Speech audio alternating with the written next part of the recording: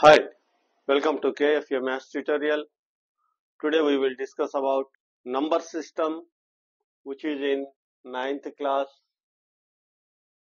In this number system, we are going to do exercise 1.3. Before going to exercise 1.3, we have to know what are the decimals.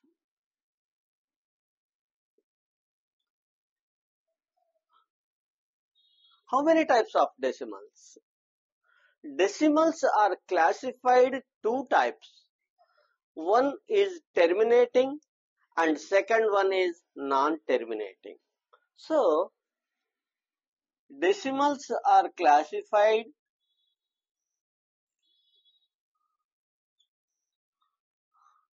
this is terminating decimals.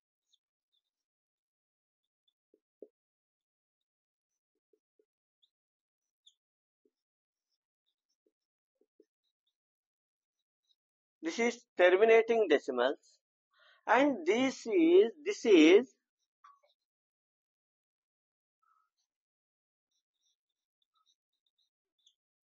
non-terminating decimals.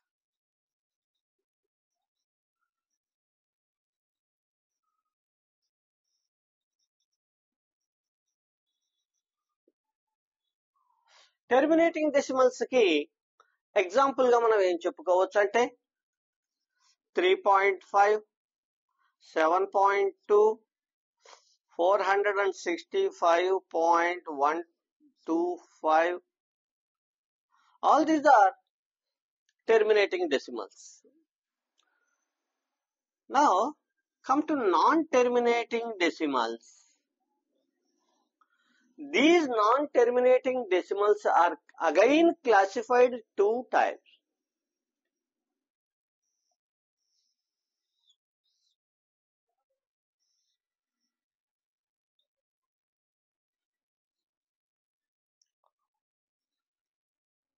Non-terminating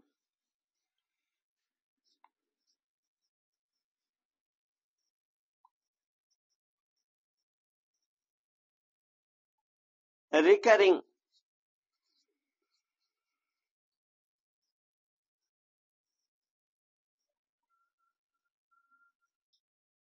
Non-terminating repeating decimals.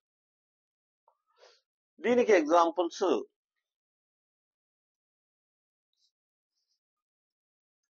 3, 3, 3, 3 and so on పోతూ ఉందనుకోండి. అప్పుడు దీన్ని 10.3 bar అని రాస్తారు. 10.3 bar, 0.6 bar ఈ విధంగా ఉంటాయి. అదే నాన్ టెర్మినేటింగ్, నాన్ రిపీటింగ్ కూడా ఉంటాయి కొన్ని.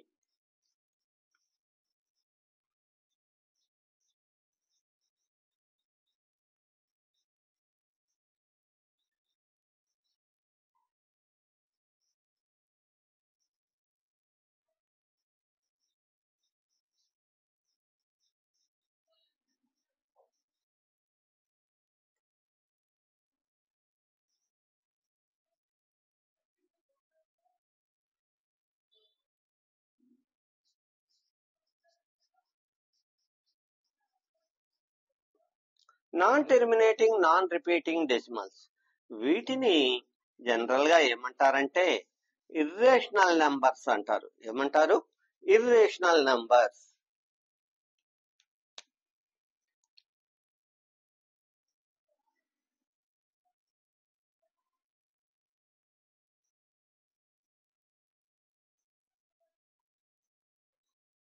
Irrational numbers. వీటికి ఎగ్జాంపుల్ ఏంటంటే √2, √5, √3, √7 అండ్ పై, ఇవన్నీ కూడా ఎగ్జాంపుల్స్. ఇవి టెర్మినేటింగ్ కావు, రిపీటింగ్ కావు. ఈ విధంగా డెసిమల్స్ యొక్క క్లాసిఫికేషన్ ఉంటుంది. వీటిలో ఎక్కువగా మనకు మన 9th క్లాస్ లో వచ్చేది ఏంటంటే టెర్మినేటింగ్ డెసిమల్స్ వస్తాయి, నాన్ టెర్మినేటింగ్ రిపీటింగ్ డెసిమల్స్ వస్తాయి. వాటి గురించి ఇప్పుడు మనం ఎక్కువగా స్టడీ చేద్దాం. Okay, 9th chapter exercise 1.3 page number 28. Question number 1. Write the following in decimal form and say what kind of decimal expansion each has. Decimal form లో రాయాలి, మరియు అది ఎటువంటి డెసిమల్ అనేది కూడా మనం చెప్పాలి. ఓకే, ఇందులో 5 సబ్ క్వశ్చన్స్ ఉన్నాయండి. ఎన్ని సబ్ క్వశ్చన్స్ ఉన్నాయి? 5 సబ్ క్వశ్చన్స్ ఉన్నాయి. ఒక్కొక్క క్వశ్చన్ చేసుకుంటూ వద్దాం. First question 36/100. 36/100 పోతుందా? 100 పోదు. కాబట్టి పాయింట్ పెట్టుకొని 0 పెట్టుకున్నాం. 360లో నుంచి 100 3 టైమ్స్ పోతుంది, 300 పోతే 60ని దించుకున్నాం. తర్వాత 0 పెట్టుకుంటే 6 టైమ్స్ పోతుంది 100. లాస్ట్ లో రిమైండర్ ఎంత వచ్చింది? 0 వచ్చేసింది. ఇంకా అయిపోయింది, టెర్మినేట్ అయిపోయింది డివిజన్ ప్రాసెస్. కాబట్టి ఇది మనకు ఆన్సర్ 0.36. ఇది ఎటువంటి డెసిమల్? Terminating decimal. ఎటువంటి డెసిమల్?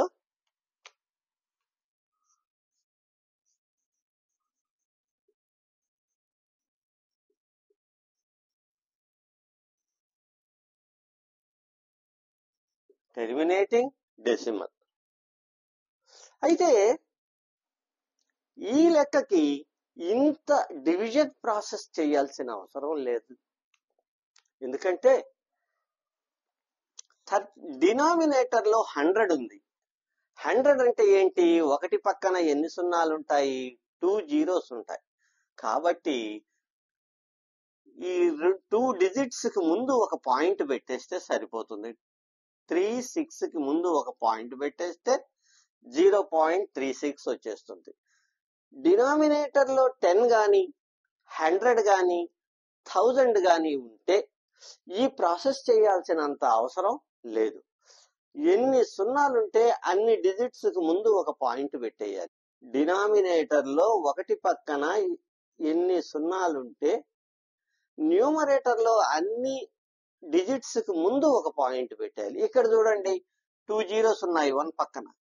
కాబట్టి న్యూమరేటర్ లో 2 డిజిట్స్ కు ముందు పాయింట్ పెట్టేసాం, అయిపోయింది. ఇదంతా కూడా చేయాల్సిన అవసరం లేదండి.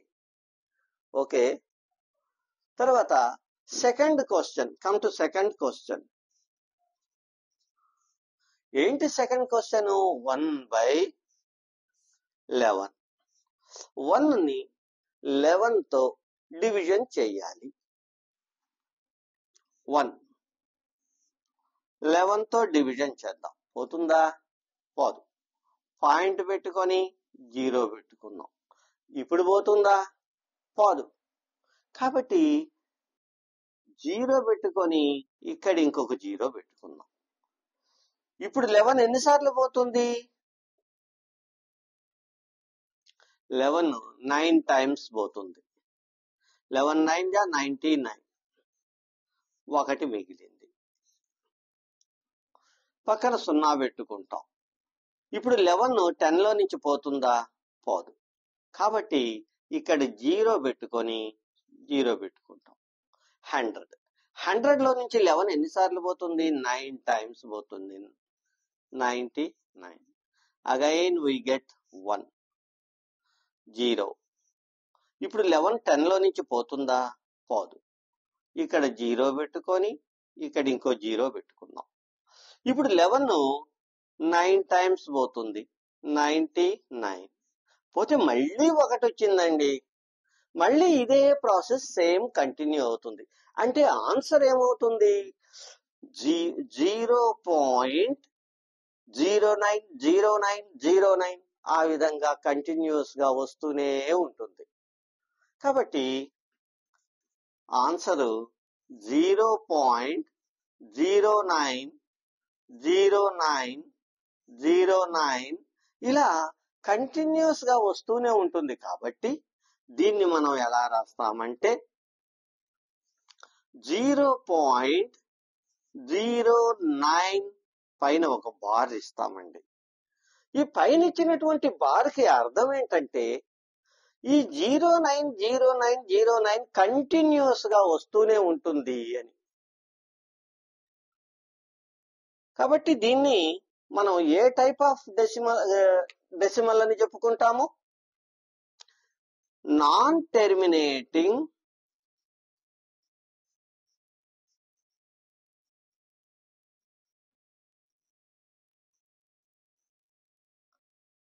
And repeating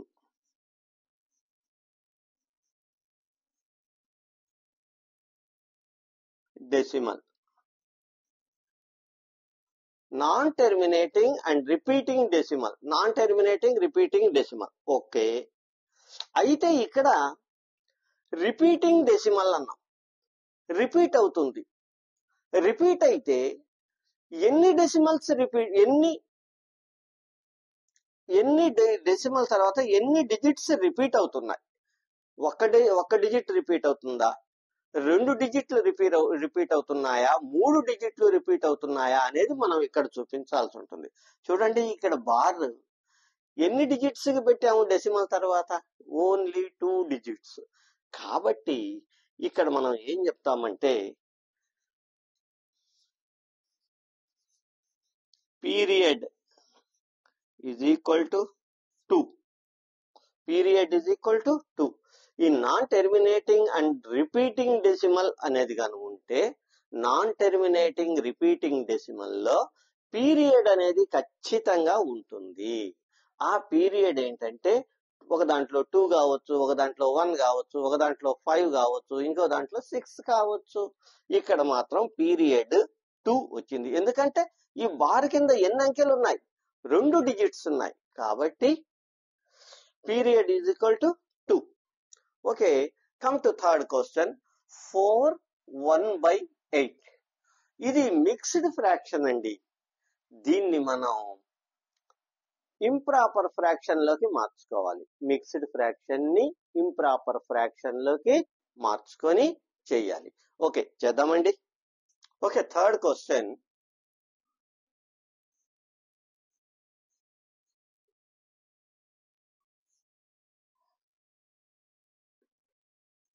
four 1/8. This is third question. దీన్ని ఇంప్రాపర్ ఫ్రాక్షన్ లోకి మార్చుకోవాలి మనం. ఇది మిక్స్డ్ ఫ్రాక్షన్. ఈ మిక్స్డ్ ఫ్రాక్షన్ ని ఇంప్రాపర్ ఫ్రాక్షన్ లోకి మార్చుకున్నాం. మిక్స్డ్ ఫ్రాక్షన్ ని ఇంప్రాపర్ ఫ్రాక్షన్ లోకి మార్చాలంటే ప్రొసీజర్ ఏంటి? ఈ 8 తో 4 ని మల్టిప్లై చేద్దాం. 8 4 జా 32. 32 ని 1 యాడ్ చేద్దాం. 32 కి 1 యాడ్ చేస్తే 33. సో 33/8 వస్తుందండి. 33/8. ఈ 33/8 ని మనం 33/8 ఈ 33/8 ని మనం డెసిమల్ ఫ్రాక్షన్ గా మారుస్తున్నాం. చూద్దాం ఏ టైప్ ఆఫ్ డెసిమల్ వస్తుందో. 8 తో డివిజన్ చేస్తే 8 4 జా 32. ఇంకా లేదు, 1 రిమైండర్. పాయింట్ పెట్టుకొని 0 పెట్టుకుందాం. 1s 8, 2 రిమైండర్ 0, 8 2 జా 16, 4 రిమైండర్, 8 5 జా 40. Remainder is 0. At last we get remainder 0. So the answer is 4.125. The answer is 4.125. Which type of decimal it is? Which type? Terminating అయిపోయింది, టెర్మినేట్ అయిపోయింది, అంతమందింది. కాబట్టి దిస్ ఈజ్ టెర్మినేటింగ్ డెసిమల్.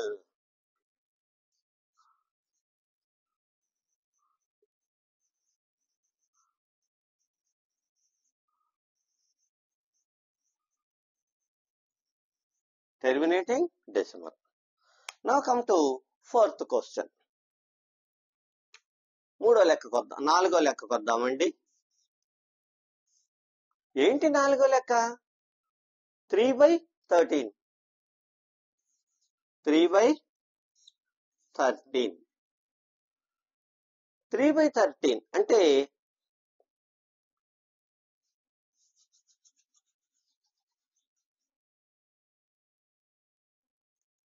3ని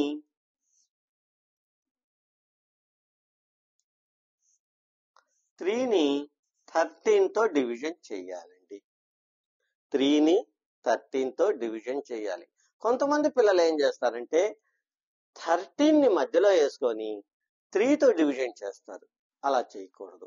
పైన ఏదైతే ఉందో అంటే numerator place లో ఏదైతే ఉందో అది మధ్యలో వేసుకోవాలి.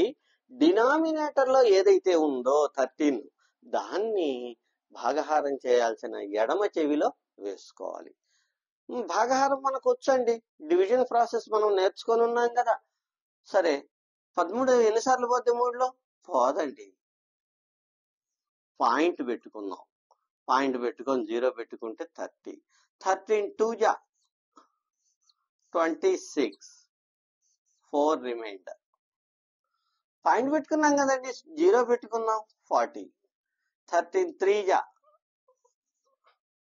39 పోతే 1 రిమైండర్. పాయింట్ పెట్టాం కదా, 0 పెడదాం. 10లో 13 ఎన్నిసార్లు పోద్ది? అసలు పోదు.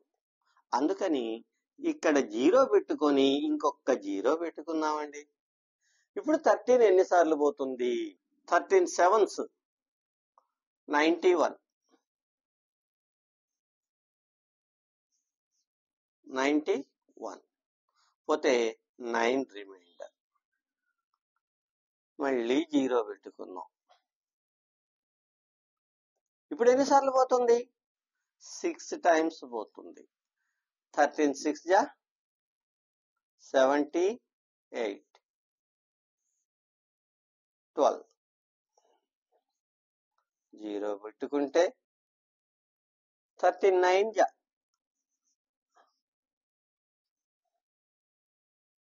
117 పోతే 3 వస్తుందండి. 0 పెట్టుకుంటే 13 2 26 రిమైండర్ 4. 13 2 0 పెట్టుకుంటే 13 3 చూసారా, ఇక్కడ 2 3s 0 7 6 9 తర్వాత మళ్ళీ 2 3 రిపీట్ అవుతుంది. తర్వాత 0 వస్తుంది, తర్వాత 7 వస్తుంది, తర్వాత 6 వస్తుంది, ఆ తర్వాత 9 వస్తుంది. అంటే ఈ 6 లెటర్స్, ఈ 6 లెటర్స్ రిపీట్ అవుతాయండి. కాబట్టి దీనికి ఆన్సర్ మనం ఎలా రాసుకుంటామంటే 0.23069 బార్. బార్ కింద ఎన్ని డిజిట్స్ ఉన్నాయండి? 6 డిజిట్స్ ఉన్నాయి. కాబట్టి దీనికి పీరియడ్ ఎంత? 6. Period is equal to 6. అసలు ఇది ఏ type of decimal? Which type of decimal అని అడిగాడు ఇక్కడ. What kind of decimal?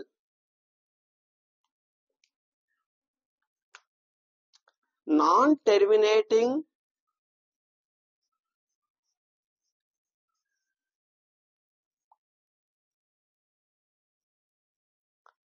Repeating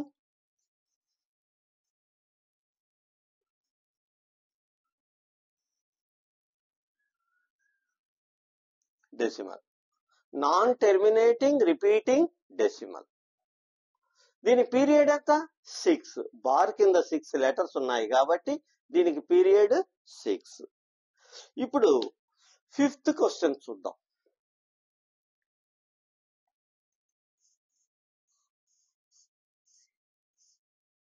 ఏంటి 5th question?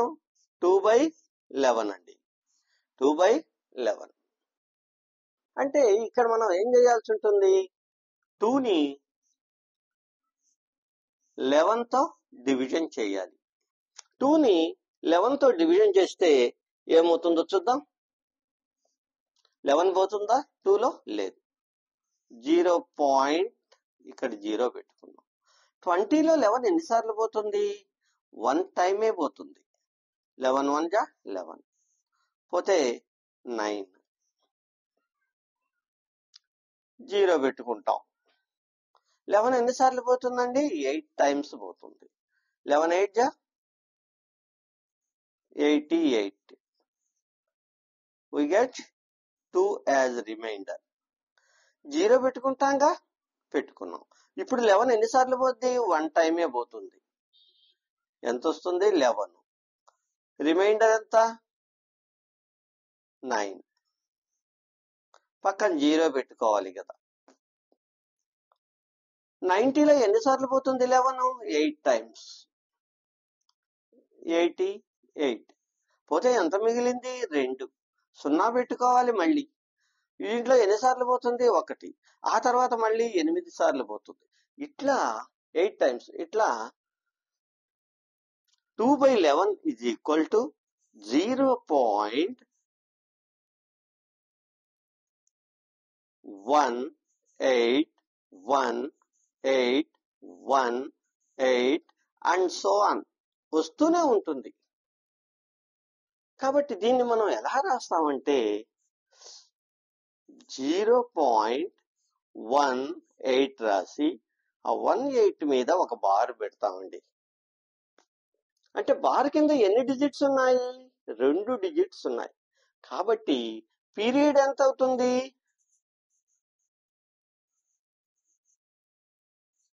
Period is equal to 2. Period ఎంత? 2. మరి what kind of decimal it is? Non terminating repeating.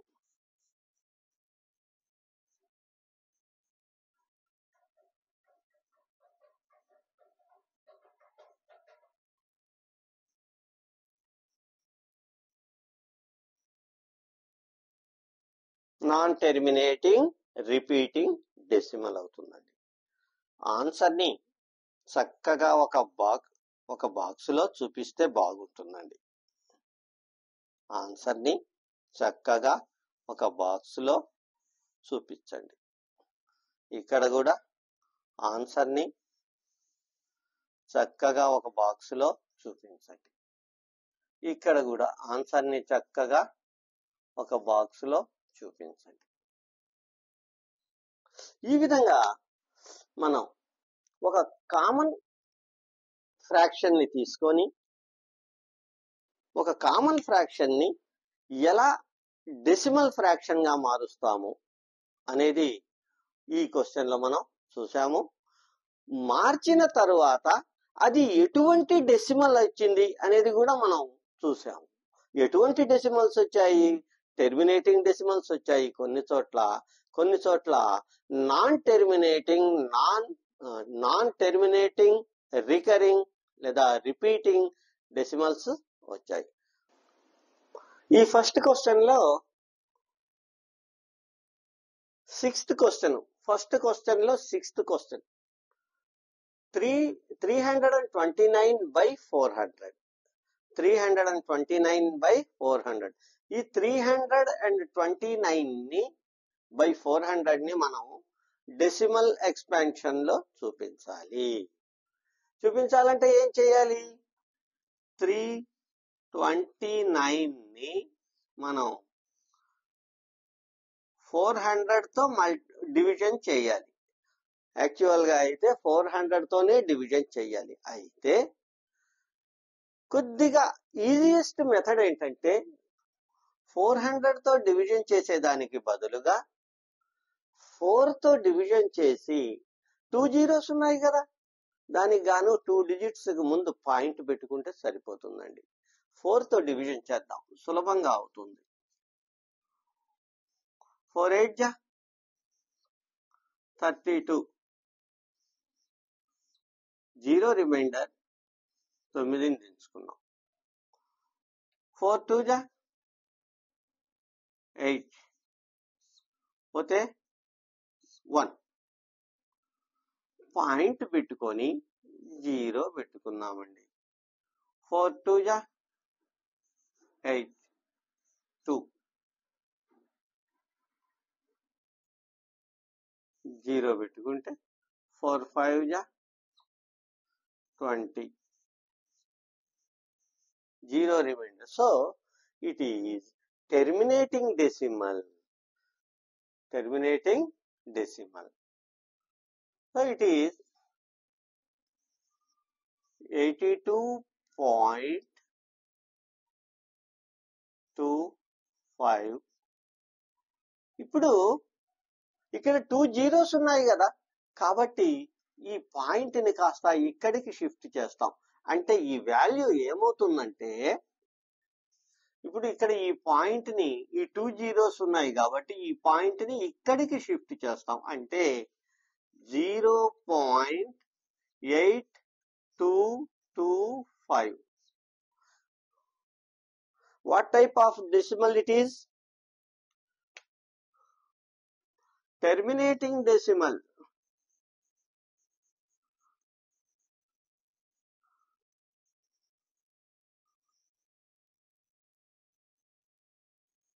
దీని పీరియడ్ ఎంత? దీనికి పీరియడ్ ఎంత? 0.8225. దీనికి పీరియడ్ ఉండదండి. ఎందుకంటే non terminating and repeating decimal కి మాత్రమే పీరియడ్ అనేది ఉంటుంది. టెర్మినేటింగ్ డెసిమల్ కి పీరియడ్ అనేది ఉండదు. ఇంతటితో ఈ ఫస్ట్ క్వశ్చన్ కంప్లీట్ అయింది. ఇప్పుడు మనం సెకండ్ క్వశ్చన్ నెక్స్ట్ వీడియోలో చూద్దాం. డియర్ స్టూడెంట్స్, మీకు ఈ వీడియో నచ్చినట్లయితే లైక్ చేయండి, షేర్ చేయండి, కామెంట్ చేయండి. ఒకవేళ ఇంతవరకు మీరు సబ్స్క్రైబ్ చేయకుండా గాని ఉంటే ఇప్పుడే సబ్స్క్రైబ్ చేయండి. ఖచ్చితంగా సబ్స్క్రైబ్ చేయండి. Okay, thank you.